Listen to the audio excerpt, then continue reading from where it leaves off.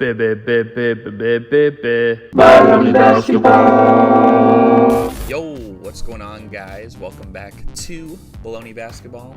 Here today with one of my guys, frequent member on the channel, my guy Jay, NBA Addict TV. How's it going? Yo, what's going on, guys? Welcome back to Bullony Basketball.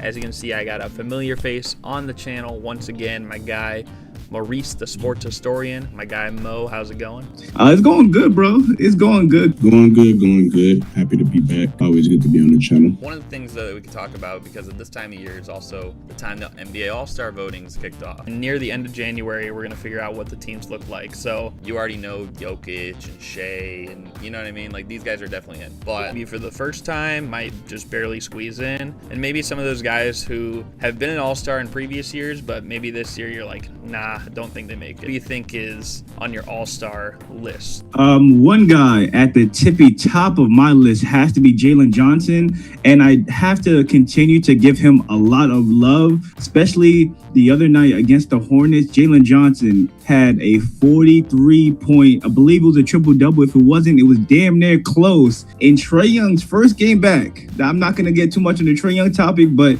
Jalen Johnson has been keeping this Atlanta Hawks team in playoff conversations, despite Porzingis being in and out of the lineup, despite Trae Young being missing. He continues to provide every single night and give this Atlanta Hawks team a chance at being successful. So Jalen Johnson, absolutely first-time All-Star locked. Another guy I would have to bring up, some people may not agree, but Austin Reeves for sure. I think Austin Reeves belongs in that conversation as well. LeBron is starting to pick it up, but when LeBron was not in the lineup, Austin Reeves was that second co-star right next to Luka. Even when Luka himself was not in the lineup, Austin Reeves continued to ball and give the Lakers a chance to win every single game. I mean, I don't know if he's still averaging damn near 30 points, 28 points, but I'm sure it's still up there, and he has to be recognized for how phenomenal he's been hooping. It's crazy to think Austin Reeves was undrafted. I know his draft situation is a little different than most. He kind of forced his way to go undrafted, to not be in a situation that he didn't see fit for himself. But considering a talent like himself went undrafted, and now we are having talks of him being an all-star conversation, that's just so impressive to me, Garrett. Well, to start off, I just want to say this is one of the guys that I absolutely like. He should probably be a starter, but the way that the fan vote is, and I know that the fan vote is I think the fan vote is 50%. He might not get the fan vote just because his name isn't the biggest out there. Jalen Johnson, man, he's been playing phenomenal.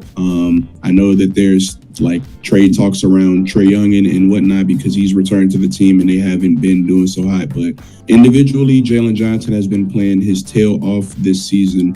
Definitely someone I want to see be a starter. So I'm gonna make sure that he's on every single one of my ballots that I put in, just because I want him to get that recognition. And if not a starter, definitely gonna be a first-time All-Star. Yeah, that's definitely a good one, especially because he's already the franchise leader for the Hawks in triple doubles as well. And he did most of that. Yeah, it is crazy, and he did most of that this year too. So you mentioned with Trae Young coming back, they haven't had the same success, so maybe they start to lean more in a direction of Jalen Johnson moving forward. We'll have to see, but I think that's definitely a good one. I think also I'm looking at two other teams in the Eastern Conference that are in weird situations. I think the Raptors and the Magic, because both of them have been in the top 8 for a majority of the season. At the time of recording this, they're both in the top 6, and you look at some of those guys, maybe could it be Brandon Ingram, could it be Scotty Barnes? For the Magic's sake, could it be Franz, could it be Desmond Bane? Of course, Paolo's made it over the last couple years, but he hasn't really had a great year, I would say, this season. So I think of those guys, early on, I think when the Raptors were winning a lot, I would have leaned more toward Brandon Ingram, but I think Scotty Barnes has started playing a lot more like the number 1 guy on that team, that I could see him getting back in. And yeah, he's been an All-Star before, but could be back in that conversation, maybe to stay for future years to come if he keeps building on this. And I think for the Magic's sake, you could really argue between Franz or Desmond Bane. I think Desmond Bane, especially around the whole in-season tournament time, was maybe taking over a little bit more, but I think you could probably say Franz has been the best best players so far this year. And that would be big for either one of them because neither have been an all-star, but I'd probably lean a little bit more towards Franz in that case. So I just wanted to spotlight those two teams and maybe some of those guys as well. And now you look at Detroit, they're all the way up there, number 1 in the East. And I guess that'll lead me to, my first one that I'm going to put here is I think Jalen Duren, definitely. Last year I think was a big year for Cade and the Pistons in general, finally getting back into the playoff picture. And, he established himself as an all-star. I think now we can firmly say Cade Cunningham is an all-star, like locked, you know what I mean? But Jalen Duren could be a new guy on the scene that I feel like people should be giving him more credit. He's a 20-10 guy. He's one of the anchors of one of the better defensive teams in the league. And that's really saying a lot because I feel like even though he had that athleticism and that potential, I feel like the last couple of years he really wasn't a great defender. He was okay, but he really wasn't great. I think this year he's even stepped it up another notch. But exactly like what you said, I think Jalen Johnson definitely, I think all in this season, he's already become the all-time triple-double leader for the Atlanta Hawks franchise, which is kind of crazy. And then just Austin Reeves as well. And I know people might not think it should be LeBron because it's LeBron, right? But I think Austin Reeves has just had a better year for one. He's played more games. I know he's, out right now, but he's played more games. And I don't know. I just think that you got to reward someone who's been doing it for a majority of their wins. LeBron's come back, and even though he has picked it up, like in recent games, I also think that there have been some times where he's just, they're losing. Yeah, we're going to stay in the East. Another guy that's been playing great basketball, Michael Porter Jr. I expect that he will be an all-star. A bit of a weird situation because obviously he's going to have the most shot attempts and stuff on a team like the Nets, but he's also been playing really well just outside of that. So it's weird because typically, when you think of all-stars, you get the same names, but those all-star names, it's not a given that you'll be an all-star every season. And so when you have seasons like this where you're up every single average, your field goal, your 3-point, your points per game, stuff like that, and you're playing on a team with low stakes, this is the perfect time for you to make an all-star team, especially in a depleted Eastern Conference. We got a whole bunch of guys on the shelf injured and stuff like that. So Michael Porter Jr. Yeah, that's definitely a good one too. I think the one thing at the beginning of the year, I think people thought definitely the Nets and the Wizards, and maybe depending on how the Pacers play without Halliburton, of course we've seen that they've stunk, to put it simply, they haven't looked good. Those three teams would be at the bottom barrel of the East. But even though the Nets are that third worst team, they're a little bit separated above those teams. They're actually closer to, some of those play-in teams like our Bulls, like the Bucks, even the Cavs and the Hawks and stuff like that. So I think that it's definitely possible. The winning aspect of it might bite them in the butt, but I also think that it's not like they're so far down there. If you remember, you probably remember, not to bring up Trae Young again, but I think in 2020 when he made it and he was averaging 29 and 10 or so, but the Hawks were 6 and 32 or something like that, and he was an all-star starter, and people were I don't really agree with that totally, and there was a lot of people that were against it. I think it's not quite that bad in terms of hey, his team's just not winning, just because the East has so many teams that are in that middle ground. It might be a little controversial as well, but I also don't think Jalen Williams should be an all-star this year, just because of the games he has missed. I know he's played not too bad, but he still hasn't even played as good as he did last year, and I also think that because they were so dominant last year, he got in, but he wasn't a lock to get in. He was one of those last places to get in, and I feel like if you have to pick another player in the Thunder, I think you could go the route of picking Chet over him maybe. I just think that Jalen Williams, he hasn't played a whole lot of games, and he hasn't looked totally like himself either. So those are kind of some of the big ones I would say too. And then just one more I guess I could throw out there is I think the way that the Magic have been playing lately. I know we've already talked about Paulo and stuff, maybe not playing up to par so far this year, and now Franz Wagner's out, but I could see Desmond Bane making it. He started off really slow. He's making a strong push, but that strong push is going to have to continue from now until the day they're voting. Otherwise, he might not get in. But I think the way he's playing right now, it's been consistent. He's hit multiple game winners. He had another one against the Jazz the other night. He's been huge to them winning games. I think, as crazy as maybe he is as a player. He's a weird one for sure. Even though he might not get in the All-Star game because I think people just don't like him, the year that Dylan Brooks has had has been All-Star caliber. I mean, this guy has been playing, career highs pretty much across the board in scoring and shooting. It just feels like some nights he's even like the best player on the court, and that's crazy to say, but also like they've won a lot of big games even without Devin Booker when he missed a couple. So if they had to pick one, they're probably going to get Booker in there. But it's same thing with, like I was just saying, with the Nets not being too far removed from the play-in. Like the Suns are in the play-in, they're not too far removed from some of those teams at the bottom of the top six, like the Lakers, the Rockets, and the Timberwolves. So I think that especially if they keep getting up there, like we might be having that conversation. And because of course Booker's missed some time as well, there's like, do you go with Dylan Brooks? Maybe that he's been like the more consistent guy throughout the year, even though Booker maybe when he's playing is the best player. So I want to give him some flowers too. No, I hear you. Definitely been playing some good basketball. Some good basketball you've been playing. If we're gonna stay in the West, I want to say Jamal Murray. This is a great opportunity for him to be a first-time All-Star, which is crazy because you think first-time All-Star Jamal Murray might not be the first name that pops into your head, but a lot of times during the regular season, like he's for the past few seasons, he's been like, nursing that injury, and then he's had like some missed time here and there. He's also played a little like weird during the regular season. Sometimes it takes him a little minute to like ramp up his points per game, his efficiency and stuff like that. You ask Nuggets fans about it, they'll tell you all about it.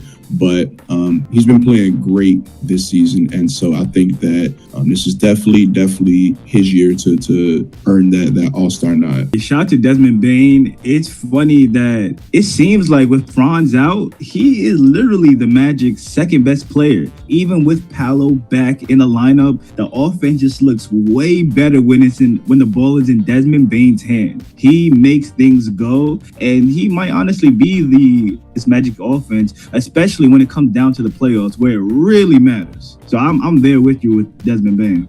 Yes, sir. And I do also want to say one other player. I know it's probably unlikely now given where we are in the standings, but I do think Josh Giddey should still get recognition, whether he's an All-Star or barely misses it or he's an injury replacement or something. I think he definitely has to be in the running. I mean, this guy's averaging like almost a 21-point triple-double. When he's out there on the floor, we're way more successful than when he's not out there on the floor. I just feel like the ball moves a lot better when he's playing. You know what I mean? Like I saw some of the games when he missed, and I was like, man, like we need him back, because like it's just all isolation. It's just like forcing the action over double teams over and over and over again. Whereas at least with Josh Giddey, like the ball is moving on a swivel around. Another thing I kind of want to ask you about is, looking at a team like the Spurs, of course, Wemby has played insane when he's been out there, but also once he came back from injury, he's been coming off the bench, and even though his impact is still huge, maybe not putting up quite the same numbers as earlier in the year before the injuries, but of course, like I said, his defensive impact changes the game so much. You saw it against OKC, like in 3 games where they went 3-0 against them.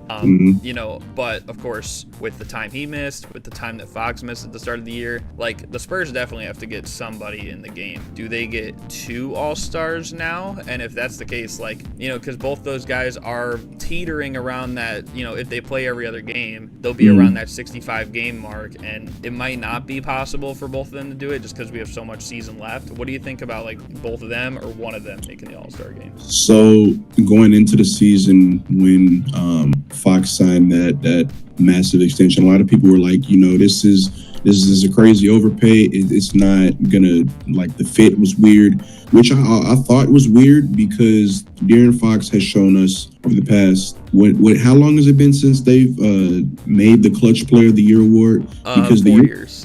Yeah, okay, so 4 years. The year before, like, it was an official award. I remember that was the year that DeMar DeRozan, like, would have won it if it was an actual award. And I believe De'Aaron Fox was the inaugural winner of the award. But since that award has been a thing, which I don't like giving Adam Silver credit, but shout out to Adam Silver because that is a great award. The Clutch Player of the Year. I like that end of season award. But ever since the inception of that award, he's just proven that he's a phenomenal player in the fourth quarter. When he first got to San Antonio, and I believe when he first got there, it took a minute for him to play with Wemby because Wemby was out. It was either Wemby was out or like one of them were dealing with some sort of injury. But Fox played well with Wemby out. Fox has played well with Wemby, on the court. Did he not drop a 60-point game last season? Am I misremembering that? I might be, but like he's gone off. And I've been a De'Aaron Fox truther for I don't know how long I've been on the De'Aaron Fox like is the truth bandwagon, but like I love the fit between him and Wemby. And if I'm in my very biased opinion, I'm picking De'Aaron Fox. Like if I had to pick one, I'm picking De'Aaron Fox to the All-Star game over Wemby. But that's just like personal bias. Like you can honestly do either one, and I think that they probably deserve to have two All-Stars. If one of them is going to make it, then the other one probably should make it as well. But De'Aaron Fox, man, I love De'Aaron Fox. Somebody that a lot of people doubted this offseason, and we're going to talk about that when we get to a later segment. But yeah, it's been a great season for De'Aaron Fox, man. Shout out to De'Aaron Fox. I think that Denny Avdia could still get that edge over De'Aaron Fox, but I mean, if the Spurs keep like expanding their difference over everyone else below, and then maybe they get closer to OKC, I don't see how you can't put two of them. I mean, the Trailblazers are only 12-16. They go on a little run. He could get back in, like, be in, like, serious All-Star conversation. I see that for sure. Brought up Josh Giddey, and considering his stats, you would have thought probably, like, 10 years ago, a guy with his stat line, guaranteed All-Star lock. Do you think that nowadays, like, triple-doubles, like, where it's a little bit overrated, or we take it for granted? I think it's really just depends. I think efficiency is the biggest thing, but also just like how much of a focal point you have into like it's really hard to say. That's a really good question, but I think that just the way that you dominate a game, like, I mean, Josh Giddey's not like that athletic force or anything. I think Jalen Johnson doesn't really, like, he does it definitely at a better level than Josh Giddey, but I think like when we're comparing it to like when Russell Westbrook won MVP or like Nikola Jokic, winning MVP, like maybe it's not quite on that level because it's not quite as flashy as like those guys do it, like, I don't know. It is a really good question though, and I think that maybe those guys also have like more of a volume, whereas, because for instance, I mean, that is a good point. And then one other thing I will say that maybe goes hand in hand with your point is like Jason Kidd, because Jason Kidd, like a little over 20 years ago, he was the runner-up in MVP, I think in 2002 to Tim Duncan, and very close to winning it. Like, I think they were only separated by like 30 or 40 points in the voting. People don't realize how close he was to winning that first MVP Tim Duncan won, and the Nets were high in the standings, but his stats, they were near triple-double, but he wasn't averaging like a whole lot of points really. So, like just number wise, if you take the efficiency out of the game, like it would maybe look even less impressive than like what Josh Giddey's stats are this year. That's definitely a fair argument. One of the reasons why I hate injuries is because they remove a bunch of context from like seasons or playoff series or whatever, because whatever player is injured, like they're injured, they're not playing, and so they can't continue whatever streak they were on. They can't continue whatever rhythm they had. It's grinded to a halt, and then you have to restart it again when they come back from injury. And Austin Reeves is a great example of that, because like, he was going to be an all-star starter is the way he was playing, and now he's not even going to play another game again until after the teams are already announced. So it's unlikely that he'll maintain his spot on there just because of games played, which sucks. But I've always been a proponent that your name shouldn't get you just an auto bid into being an all-star or being all-NBA. And that's one of the issues that I've had with recent All-NBA and All-Star selections, is that they haven't really gone to the most deserving players. If I'm looking at LeBron this season, like, he's not All-Star caliber. There's way too many good players in the league for me to truly believe that LeBron is deserving of an All-Star spot this season. Now, he probably will make it just because of the fan vote. If I were to predict, again, the fan vote is 50%. So if the fans want LeBron in, LeBron's going to get in. That's just that. But if it were up to me, I would leave LeBron off. I wouldn't put Reeves on just because, again, the games played. But if he didn't get hurt and he like even could have tapered off But like if he sustained like 24 point per game averages after starting the season as hot as he did, I still would have voted Reeves to be an All-Star. So unfortunate, but I think the Lakers are only going to have one All-Star this time around. Yeah, and I would agree with you. I think that, you know, being that Reeves probably won't get that nod now, I still think it should just be Luka.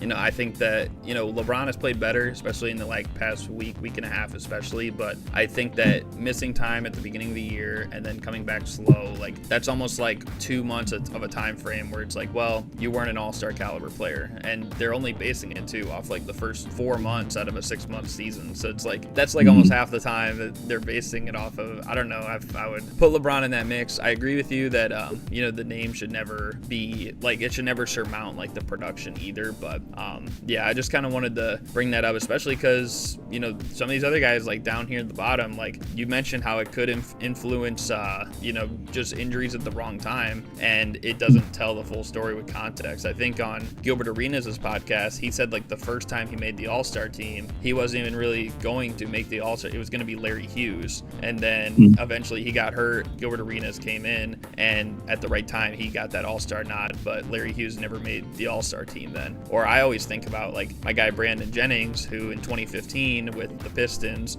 would have definitely been an All-Star, and then he tore his Achilles like a week before they started announcing the teams, and they said, nope, you're not making it because you're not going to play anyways. So it's just unfortunate like how sometimes that can work.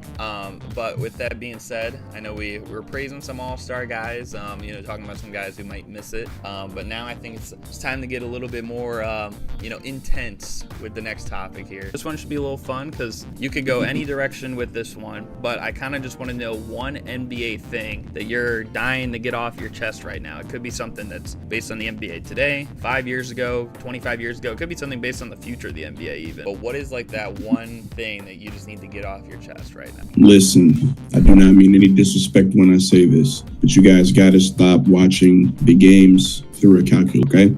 I'm a big proponent of advanced stats when they're used with proper context, and you don't get that context when you don't watch a game. I'm sorry. It's the same thing as you open up Real app after the game, you saw a player drop 30 points, and you're like, yo, they did great. When in reality, they had 8 turnovers. You just missed over that in the box score, and you didn't see like the game losing play that they had or something like that.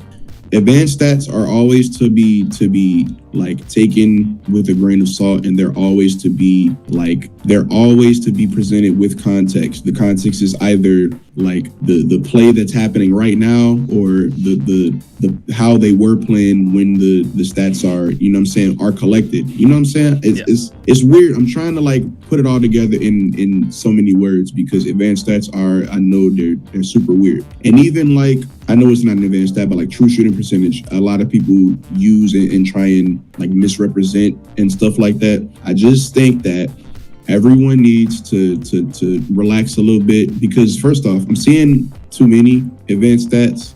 Like LeBron was fine, and then there was the Darko graphs, and now I'm seeing box plus minus the EPM production.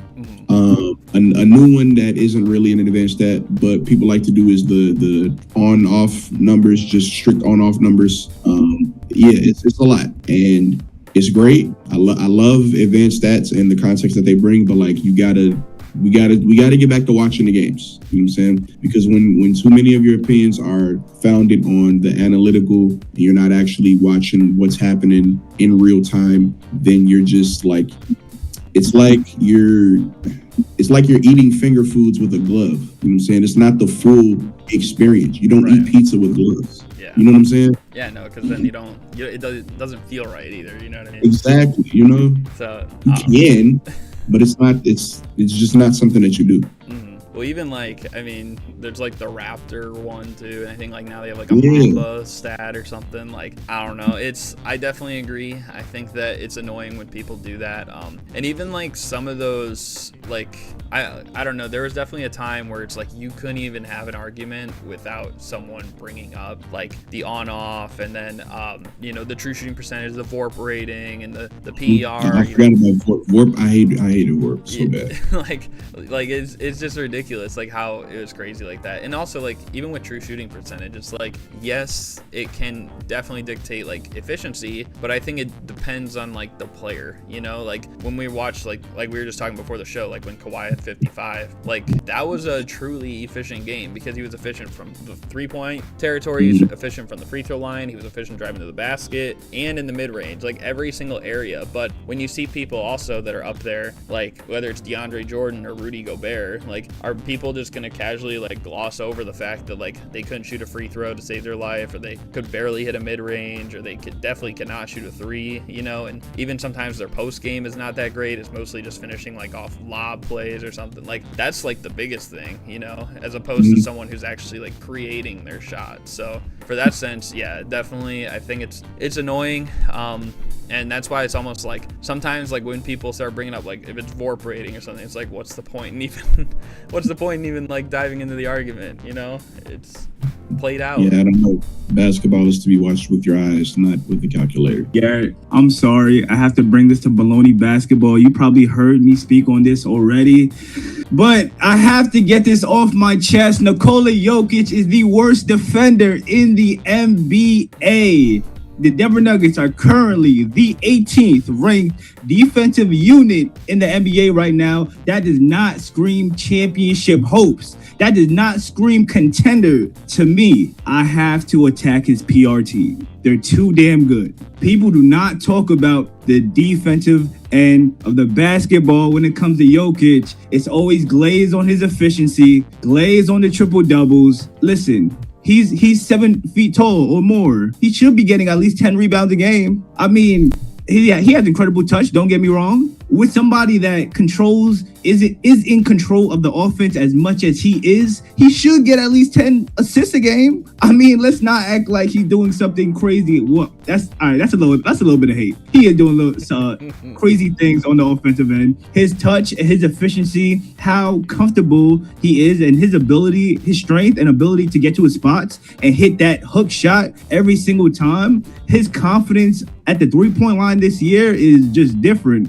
But we also have to bring up the defensive end. You cannot be the best player in the world with the 18th ranked defense as the center. As the center, your job is to protect that rim. You're not doing it well if you're the 18th ranked defense. Nikola Jokic should not be in MVP conversations, serious MVP conversations, because of his lackluster defense. You're not MVP in my eyes with the 18th ranked defense. It's just not happening. When we got guys like when we got guys like Shai Gilgeous-Alexander out there, two-way demon. I gotta get that off my chest. Okay, but I must say about this. So, would you say there's anybody on the Pistons that's playing more MVP worthy than Jokic right now? Like, do you think Cade Cunningham should be over him in the voting? Because I don't. I mean, honestly, and I'm not trying to egg on the Jokic slander. Honestly, that should be a conversation. I'm not gonna say he's head and shoulders ahead of Nikola Jokic. I'm not saying that for Cade, but Cade should, like, I see it like nail and nail right there, bro. That's a legit argument. That's a legit debate that should be talked about more. It shouldn't just be share or Jokic. No, bro, let's add Cade to the conversation. Okay, but my thing is, I think because that wasn't like a definitive yes, I feel like Jokic is still ahead of Cade in that regard. Is there anyone on the Spurs this year who should be higher in the MVP? Wemby. If we're not talking games played, can we exclude that factor? You got to play at least 65 games to be an MVP. If he played at this rate, he'd have 41 games. You know. All right. If we're not talking NBA MVP, if we're talking most valuable player, Wemby. Okay, Wemby. But I'm just saying your point where you said MVP conversation, he shouldn't be in it. Like those two guys, sure. If you want to have Shai above him, fine. They're winning more games. He's playing well still. But those are the only other two teams ahead of Denver. Actually, they're tied with the Spurs too. So like a guy who's been playing all year long, like at the very lowest, you probably got him like second. You know what I mean? Like that. Okay, but that's still right the MVP conversation though. Yeah, but like a lot of people in the media are like saying it's a 2-man race when it's not. It's really not. It might be a 1-man race if we're keeping it a stat, depending on how OKC holds up. And I mean, they've lost a couple like recently, but like that would mean that there is no MVP race. Then it would just be Shai to you, you know. So I think if you ask me, Shai is my front runner, 100%. And that's that's fine. I'm just saying I feel like there are other guys who are still in the mix and could win, you know, because like Thunder going a little spell or like just one little injury could change everything. Like Wemby was up there, he was top 4 like early in the year, I think, like even in every ladder, and then he fell out of the top 10. You know what I mean? So now he's got to work his way back up. So that's just my point there. I think that, you know, they've also had some of their best defenders out, Aaron Gordon, Christian Brown, and that's going to help with them being, you said 18th in defensive rating right now.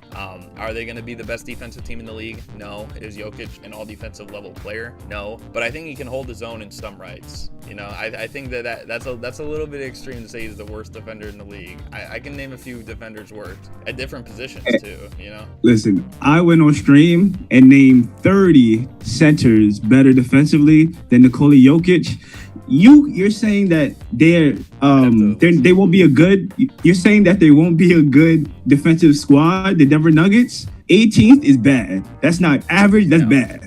But that's also 18th with most of the games being without Gordon and without Christian Brown. Those are the two best perimeter defenders. So like, for sure, as much as like rim protection is important, like you need good perimeter defenders as well. I think that we just need to see this team fully healthy, see how it looks, because when they won the championship, like even when they won the title, they were the #1 offense that year. They weren't a top 10 defense. I think they were like around 12th or something like that. So, and they didn't even go 7 games with any team in the league. So I don't know. I think that it's possible still. You don't need an elite defense, but the offense needs to keep clicking, and the defense definitely needs to be better. I agree. My message here is that people look at Shai Gilgeous-Alexander, and he's such a great player that they start to nitpick and say he's a foul baiter. All right, cool. People look at Nikola Jokic, and I'm talking mainstream media, crickets, nothing, no criticism about him. That's my thing. We have to start being fair the way we criticize these players. If we're going to say that Shai is a foul baiter, all right, cool. Let's criticize Jokic. Let's nitpick his game as well. You mean on the defense or as a foul baiter too? Because No. On the defensive end, not saying foul baiter. Okay, I mean, yeah, like I think every player you could look at like has flaws like that too, and people should be talking more about that. You know, I think part of it is just because of the social media thing. Like, look at Kawhi, for instance. Kawhi doesn't have social media, and I feel like, you know, when things do go bad for him, if he has a bad game, you might not hear about it much. You know, it's pretty rare that it ever happens because he's so efficient and consistent, but when it does happen, you might not hear about it a whole lot, you know? Like, even when the Clippers have been losing too, like, I mean, yeah, like, definitely most of that falls on Ty Lue, who I've been critical of, you know, and Lawrence Frank, and, you know, maybe even a couple other of these players who are just past their prime. Kawhi's been playing good, but he's just not getting, you know, held to that same standard. And some of it is fair, but also it's like, you are on the team, you should be held somewhat responsible too, you know what I mean? And that's coming from a Kawhi fan. I would say too, like one thing that I would kind of want to get off my chest, it revolves around the Cavs, you know, because right now they've been pretty mid. In fact, they're the 8th seed in the East and they're the 15th seed overall, so that is the epitome of mid right now. But by their standards, I mean, based on a team that was the #1 seed most of last year overall, like that seems like a disappointment. I know they've had guys out, but the thing I want to get off my chest is I think as much as he did not play great in that Pacers series, I think that the Cavaliers are missing a guy like Ty Jerome.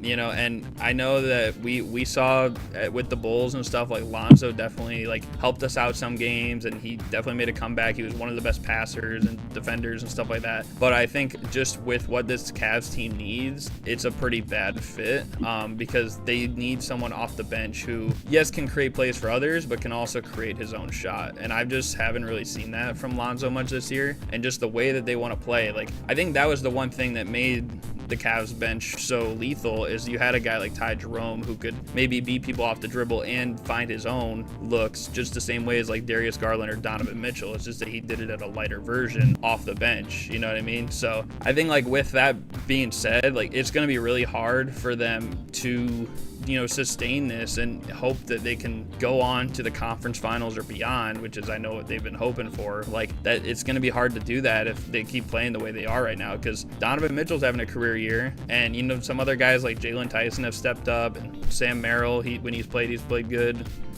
Thomas Bryant sometimes, but like some of these other guys too, like I think Garland, the injuries have shot his confidence. I think that Evan Mobley, like he just hasn't played up to par this year. Jared Allen, you know what I mean? Like these guys just have not been able to elevate. And I think that a guy who can be another playmaker off the bench as well will make it easier for those guards to play it too. If there's any way possible they can get him back and he comes back playing this year, I think they gotta try and like see if they can maybe swap out Lonzo for him if the Grizzlies want to make a trade like that, because Lonzo's not going to work with Cleveland. And I think Ty Jerome, like the other thing he brought is he brought some fire, he brought some intensity on this team that sometimes it's like I'm watching it and it feels a lot like Utah, because it's like Donovan Mitchell's like clapping like, come on guys, let's go, and everyone's just standing there like half asleep, you know what I mean? And also with the injury, I know it was a toe injury that had like what hampered him throughout the playoffs.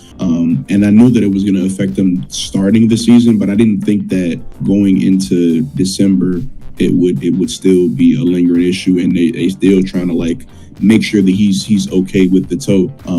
But like yeah, it's unfortunate, because I thought that this would have been an easy top of the East team this year, especially with just how the East was looking to start the season.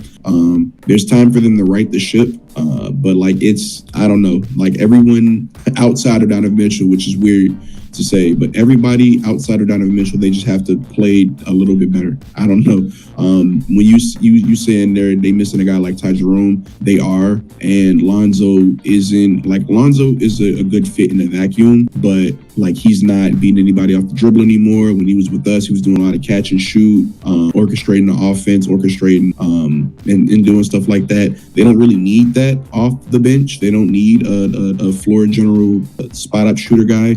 They need somebody that can, get their own in transition and things like that. So, yeah, man, I'm rooting for Lonzo. It's just not a great fit right now. And a lot of things are working against the Cavs at the same time. They still have a good amount of time to turn things around. They won't be 1 or 2 seed in the East. Maybe they can snatch a 3 or 4. Hopefully they can snatch themselves out of play-in position, because I don't think anybody wants to be in play-in position. But yeah. Did you see the report that Dan Gilbert is extremely unhappy with his team? I did not see that report, but I'm not surprised. Why wouldn't he be? Might be some moves near the trade deadline. But I'm 100% there with you with the Cavs. I do have a question though. You don't think that guy is Jalen Tyson? I think Jalen Tyson can be a guy like that. I think it's also just because his role's inconsistent right now. Some games when people have been out, he's been the second option, like to Donovan Mitchell, and he's played well in some of those games. But then also sometimes he gets shoveled to the bench as like the 7th or 8th guy, and then it's like, well, how can you really bring the same spark when you're going from like 30 minutes to like 13 minutes? I agree, and I also feel this way with Craig Porter Jr. Yeah, my bad. Because I really like him when he's out there, but sometimes it feels like Kenny Atkinson, like he's not consistently in the rotation. But when I'm watching, he's hooping, like he plays well out there. Yeah, literally the other day I was listening to Kenny Atkinson's post game, and he was talking about DeAndre Hunter, who's been really bad, and he said, yeah, right now he's at like a C level, his production. Like, dude, why would you you're saying that about your player? Why you keep playing a C level player? Crazy. Like, crazy. That just proves like the problems this team has. I mean, that is the crazy thing too. It's like even though they've played really bad, like they're only like 2 or 3 games back at the 3 seed, which is crazy to think about because it just feels like they've lost so many games that they should have won. And there's like I think people, they went 64-18 last year, and right now they're already like 16 losses in, and we still have like 50 more games. And I don't know if everyone thought they were gonna go 64 wins again this year, but I think people thought like, okay, at least 54. Like maybe even if they win less, but it's just has not looked very good. And I think that the roster construction, like there definitely is going to need to be some changes that they make at the deadline, especially if they're still hanging in 8th by February. The trade value, especially for Jared Allen, has decreased significantly. I mean, he was borderline all-star type player. At least we looked at him like that. As of right now, you do not want to move on from Darius Garland. You're not going to get back a decent return for him. Evan Mobley, he might just be who he is. He might have peaked, and that's okay because he's still a really, really good player. He's just not going to be the number 2 consistently that you may want him to be. He might be a 3-2 some nights, whatever it may be. His impact is felt on a night-to-night basis regardless. I think you need another guy, and I would go toward the wing position to match with Donovan Mitchell. Make Donovan Mitchell probably the full-time. I mean, you can't move on from Darius Garland. I would know. I would get a wing. I would get a all-star level wing to put on that Cavs team. I'm moving on from DeAndre Hunter. If I have to, I'm gonna package that up with Jared Allen as well, and maybe Lonzo Ball if they're feeling interested in that piece too. But I would just bring some toughness. If you want, we can keep it pushing here to the next topic. This little segment here talking about my team is blank. I want you to fill in the blank with how you would describe your team. Like, what's the one word to describe your Knicks so far? You'll just fill in one word that best encapsulates where the Chicago Bulls are, in your opinion. I was thinking about this. The word I would describe my Knicks this year, I think it would be fiery. And you may think, fiery? I think that word would fit for the past Tips teams. No, I would say fiery because it seems like the vibes are high, and that's with every player on the roster, except Yabusele. Every player on the roster genuinely enjoys being a New York Knick, and you can tell out there on the floor every single night. I have to continue, I always say this, have to continue to give Mike Brown love for how he transformed our offense. It's still a lot of Jalen Brunson. We rely on you, Jalen Brunson, but outside of that, we move the ball with purpose. We move the ball with intention. That is our job out there, to find the open man, to shift the defense, and it's working. We're prioritizing ball movement, and it's having guys like Mikal Bridges have a great year. He had a subpar year last year under Tibbs, his first year with the Knicks. We have guys like OG Anunoby continuing to develop his offensive game. Last year, I believe, was OG's best year in the NBA. His best year by far. This year, he's continued to develop and build on that. Mitchell Robinson is effective immensely in these short minutes, short stints. Karl-Anthony Towns, the three-point shot is starting to get there slowly, but he's still elite at attacking his man at the top of the key, attacking his man in around the perimeter, blowing by and getting to the rim. Jalen Brunson continued to do what Jalen Brunson does. Josh Hart, that finger injury might have been the best thing to ever happen to you, bro, because you're shooting the hell out of the ball. You're shooting it with confidence. One thing I will say, Josh Hart, what held us back is when you don't even think about shooting. When you get the ball, the first thing you do is pass. You're looking to pass. You're not driving to score. You're not looking to shoot the ball from the perimeter. You're looking to swing the pill because you know yourself that you have no confidence in that jump shot. But that has changed this year. I don't know if it's a finger. I don't know if it's Mike Brown. I don't know if it's him saying at the beginning of the year, no, I'm not a bench player. I think I deserve to be a starter in this league. And he's shot his way back into the starting lineup. I am so... Tyler Kolek. No, Tyler Kolek. I was about to skip. Nah, bro. Tyler Kolek, I love you, bro. I love you. What you bring to the point guard position as a backup coming off the bench, you are exactly what we needed. And people are going to see this as the season goes on and he continues to get minutes. Last year, I think he could have helped us in the regular season or in the playoffs with his play style, even in his rookie year. But Tibbs didn't even look that way in terms of him. Ariel Hukporti, none of that. They were in street clothes, bro. And they would have been in street clothes this year as well. Tyler Kolek is showing that he is an impactful. He is a winning NBA player. The Knicks are fiery. The Knicks are deep. We have depth. And everybody loves putting on the orange and blue except Yabusele. Directionless. And I sound like a broken record because every time I talk about the Bulls in any sort of context, it's never like, oh, I love this team, because I do love this team. But like right now, I don't love this team. And the reason I don't is because from an organizational standpoint, from top to bottom, there is no one who is like, there's no one who's there outside of like work obligations to collect the check, if that makes sense. Jerry Reinsdorf has initiated the process of selling the Chicago White Sox, which I'm very, very, very thankful for. But I don't think he'll ever do that with the Chicago Bulls because they make too much money.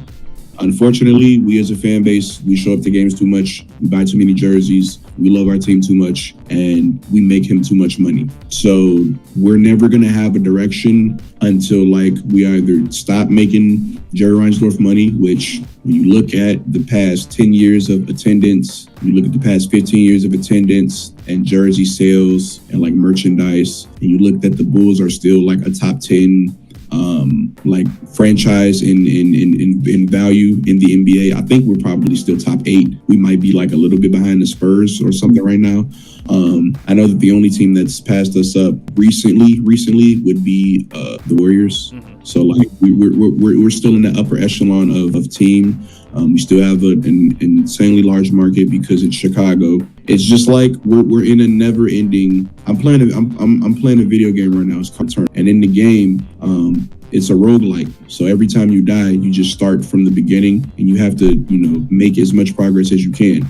Well, when you're bad at video games, you're not going to make it past the first level. I made it past the first level like the other day. I was so happy. But when you're bad at video games, you're not going to make it past the first level. When you're a bad sports team, you're not going to make it past mediocrity without any sort of divine intervention. And we don't have that yet because the Pope can pull strings. The Pope can pull strings. I believe that.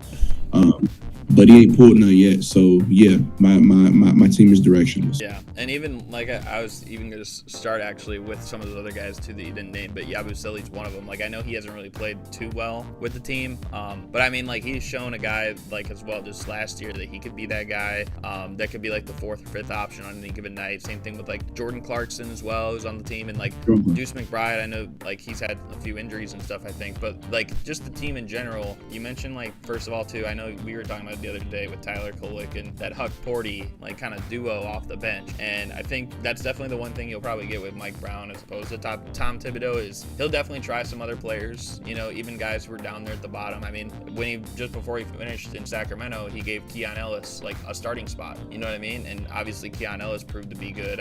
Obviously right now this season he hasn't really got the same opportunity, but under him he did have some success. And then I think the same thing we were talking about with some of those other teams where it's like you mentioned fiery as your word, which first of all too I thought you were gonna say my team is champions. That would have been kind of funny because the NBA coach. Nah, that would be too easy.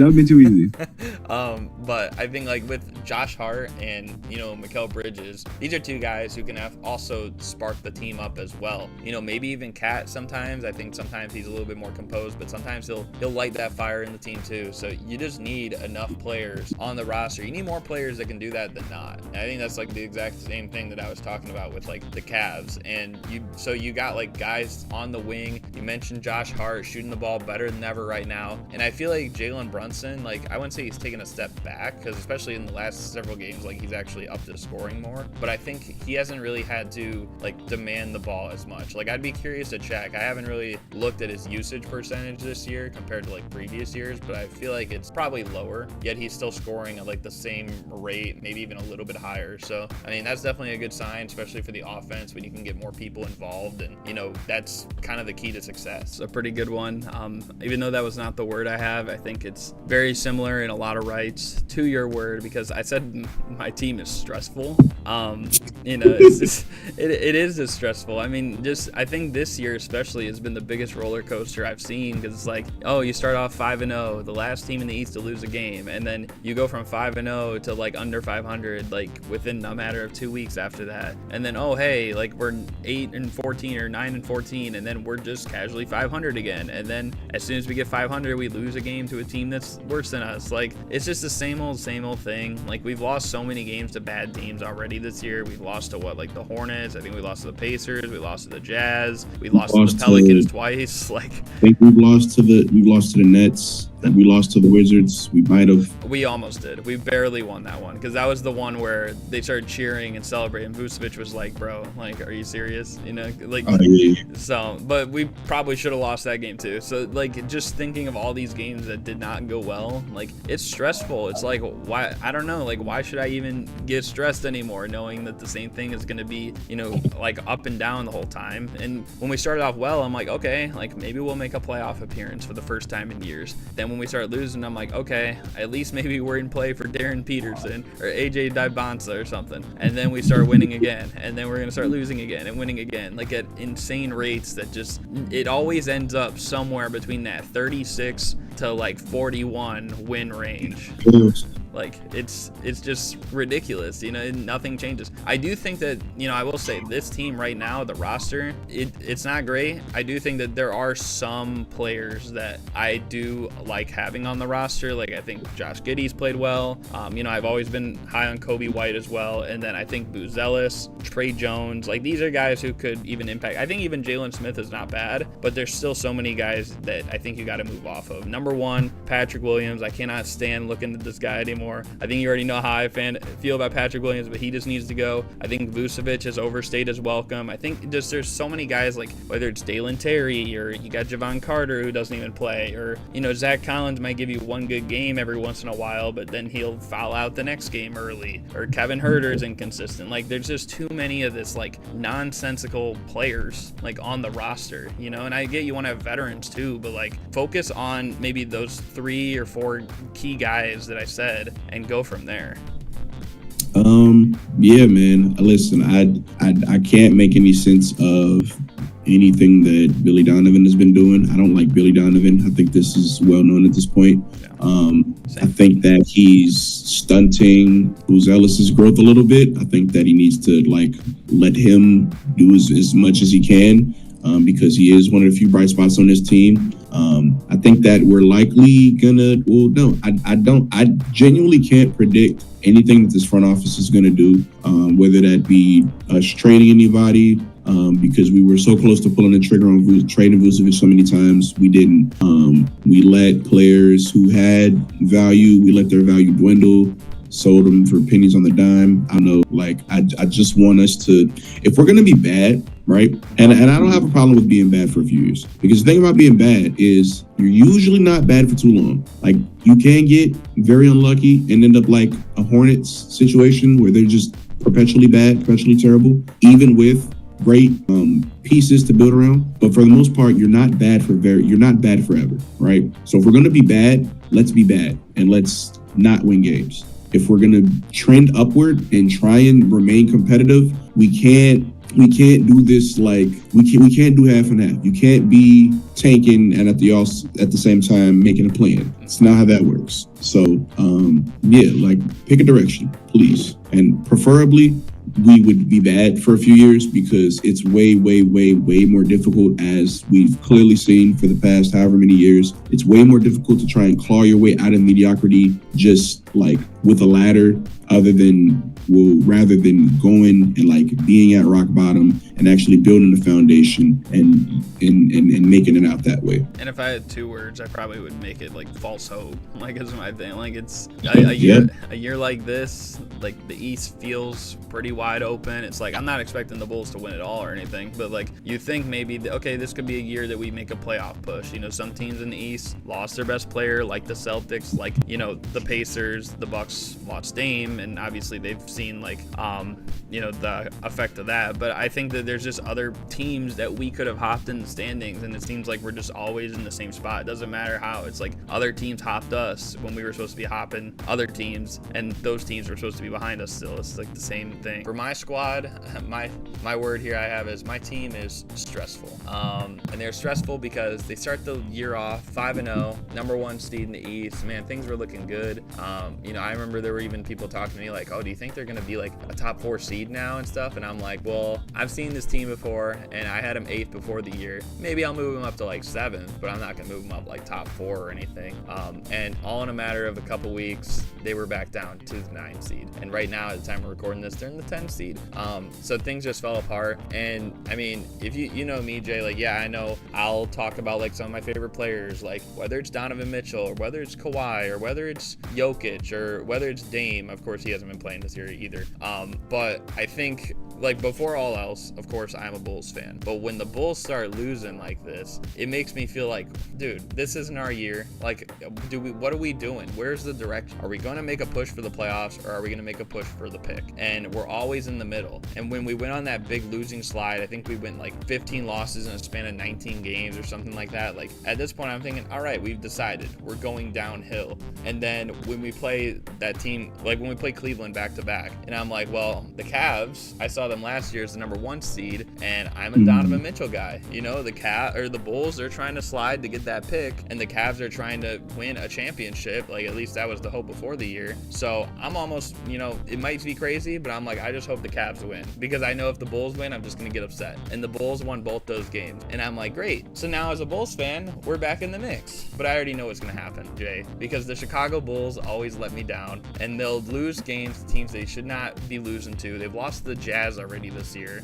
They lost to they didn't lose to the Wizards, but they almost lost to the Wizards this year. They lost to the Pelicans twice this year. They got swept by the Pelicans, Jay. And they almost lost to the Clippers, and they lost to the Hornets. Like, these are not teams they should be losing to at all. If we had won just those games, we'd be like flipped record right now, and we'd probably be like the 4th seed in the East, you know? But we don't take care of the games we need to win, and that's what's frustrating about this team. That's what's stressful about this team.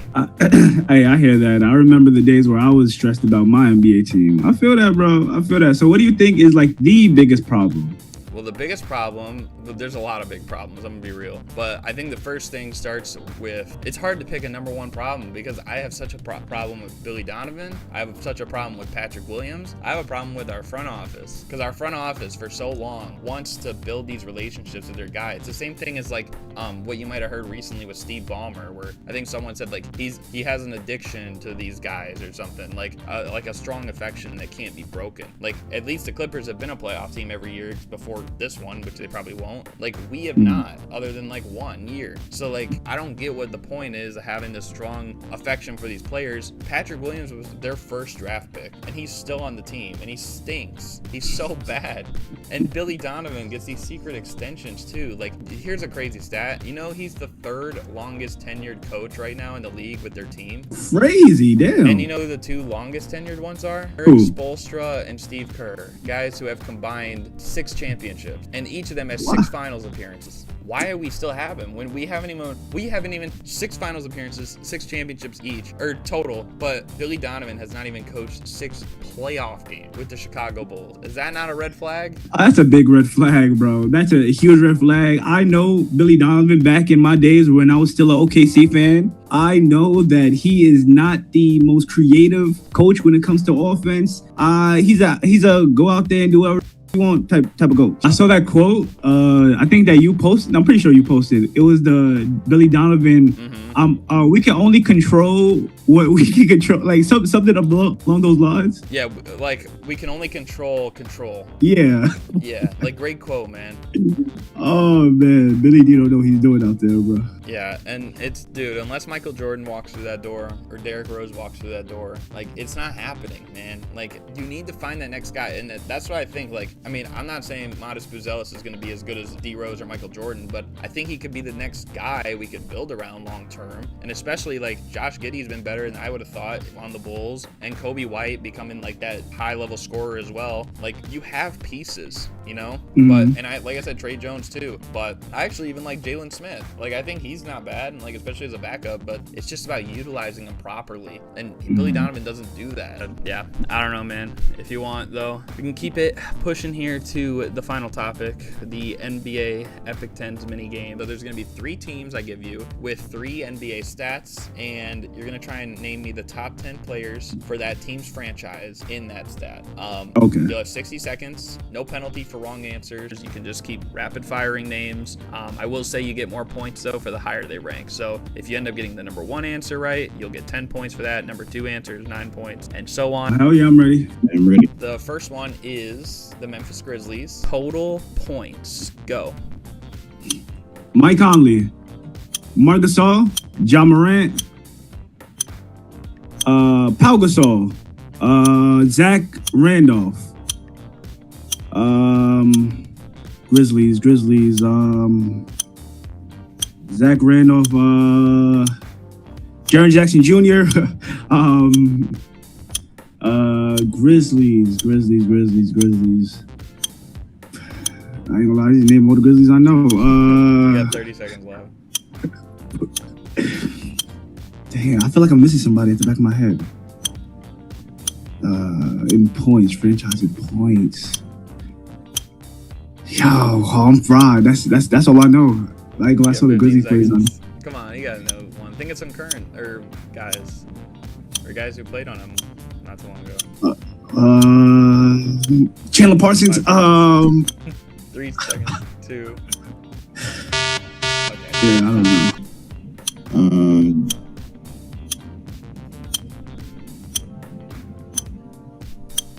Mike Conley. Okay. I'm trying to think. Total points. Got 40 seconds left.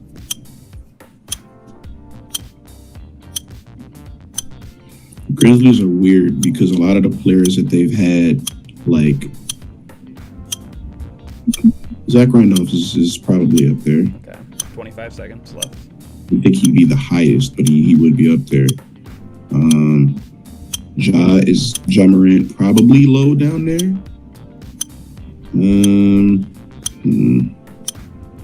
Got 10 seconds. 5, 4, Grizzlies are weird. 2, 1.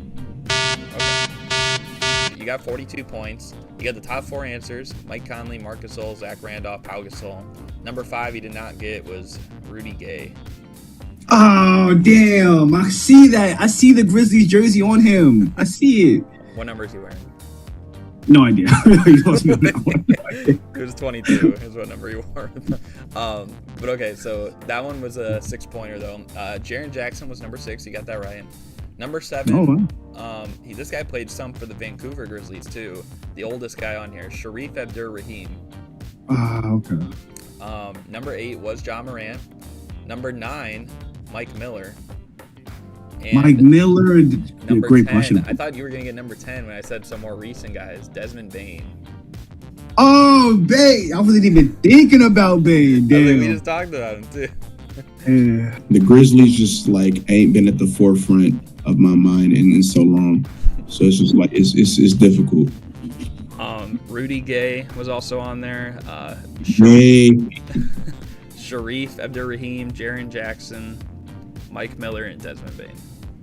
I was thinking that Jaren probably would have like just missed the cut, and then I wouldn't have guessed Bane. I thought he would have missed the cut as well. Second one might be a little bit harder. The Houston Rockets total 3-pointers made. Go. Ooh, I could do this. All right, bet. James Harden, 100% for sure. James Harden. PJ Tucker. Threes. In threes. James Harden, PJ Tucker.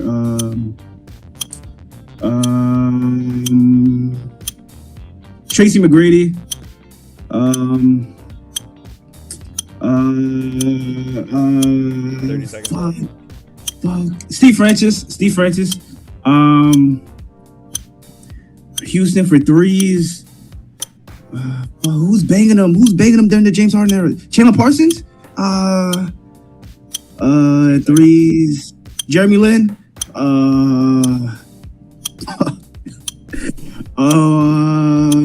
Threes. Damn. Jeff Green. Chris Paul. Okay, that was time.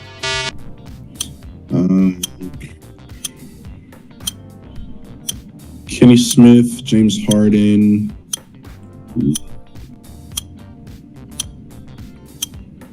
Trevor Ariza.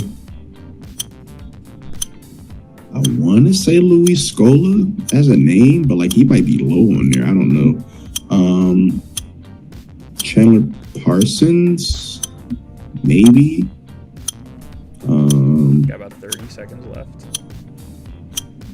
I said Trevor Ariza already. I did. I know I said. Did I say James Harden? Yes. Okay, just making sure.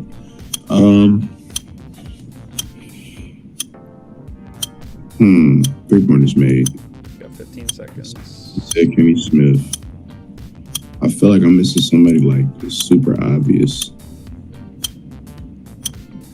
5, 4, 3, 2. Jalen Green. I'll throw him in.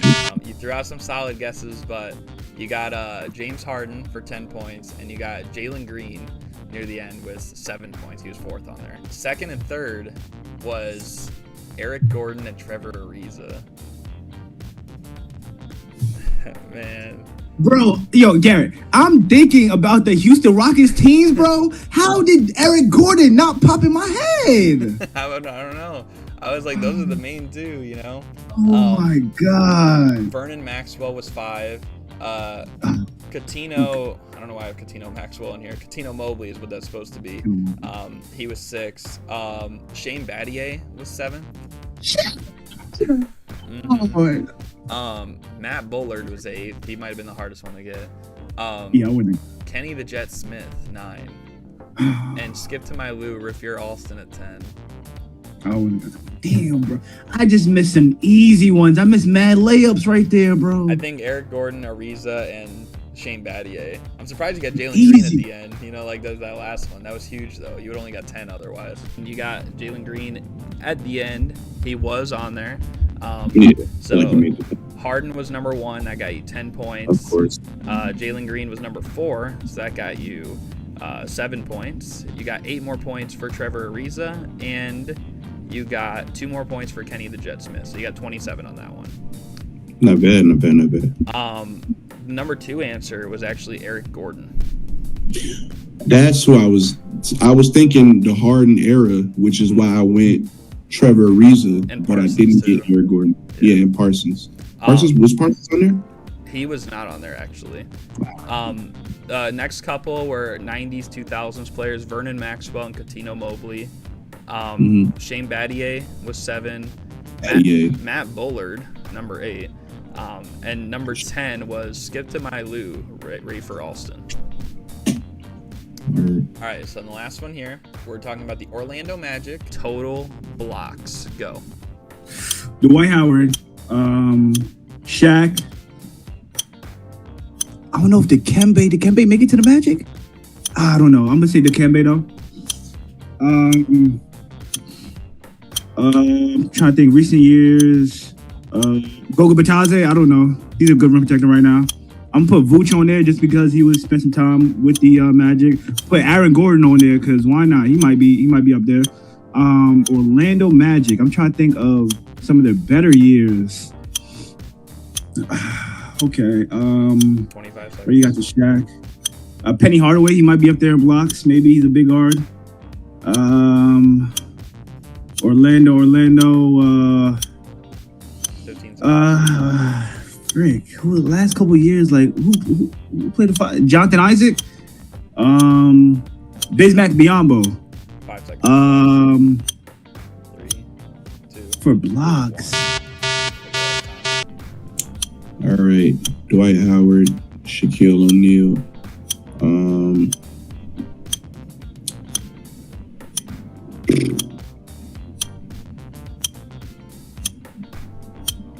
Blocks. I am blanking so hard.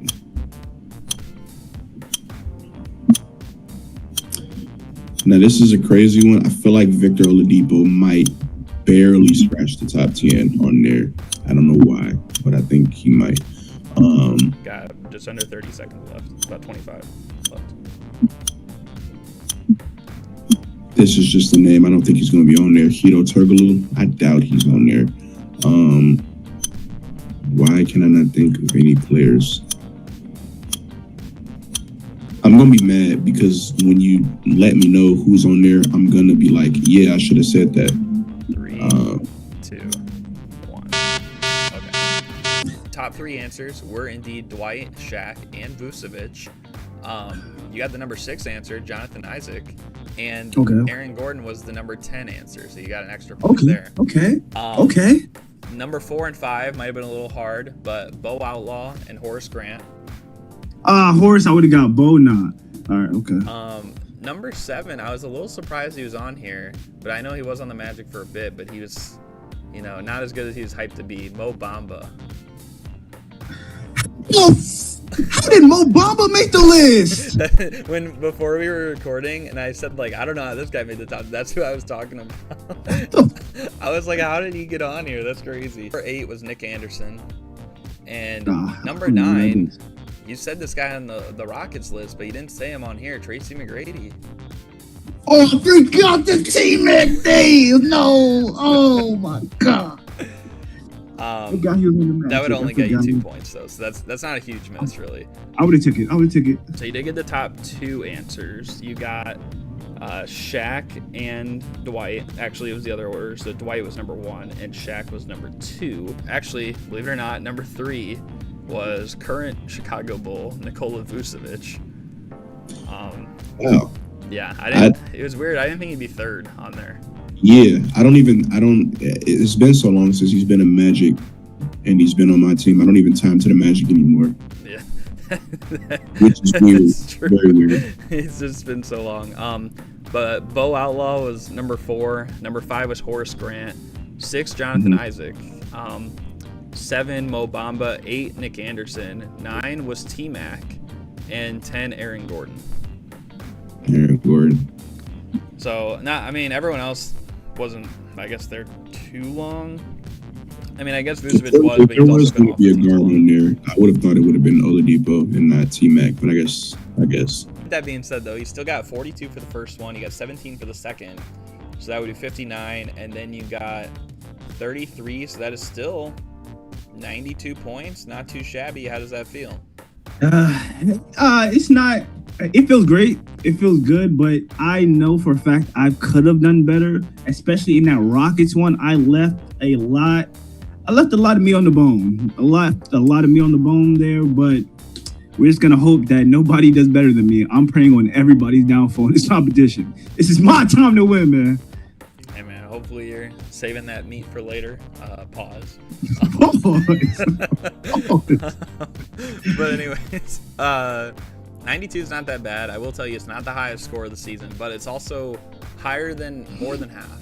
So that's good. You're in the top half for sure. Turns out, so you got 21 for the first one, 27 for the second, and 19 for the third. So that brings you to a grand total of 67 points. How does that feel?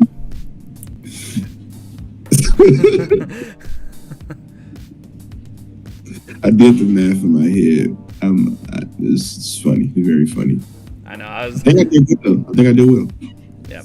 I was just like thinking in my head, I'm like, of course, like someone ended up getting 67 as a score after all the memes lately. But, it's not too bad. I will tell you, even though that's not the highest score of the season, that is above several other scores. So it's far from the worst score as well. So there's that. The worst score of the season is 35. So, oh my. Yes. We shall see. But with that said, appreciate you being on once again. Glad that we could collab because I know it's been a minute. Hopefully you guys enjoyed. Got anything you want to add before we wrap it up? Nothing, man. I enjoyed being on another episode of Bullony Basketball. Shout out to my New York Knicks, the 2025 NBA Cup champs. We should have hung the banner. Yeah, but that would have been a lot of ridicule and stuff like that if you did. A whole lot of memes, but hey, y'all couldn't stop us. Yeah. You hate us because you ain't us.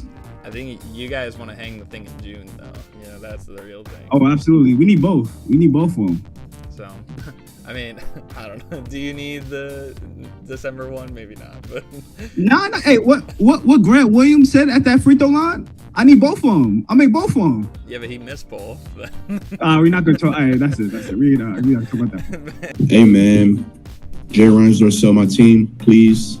That's all I got, man. Appreciate you having me on here. Absolutely. And again, hopefully you guys enjoyed. Thank you guys for watching, and we're out. Peace.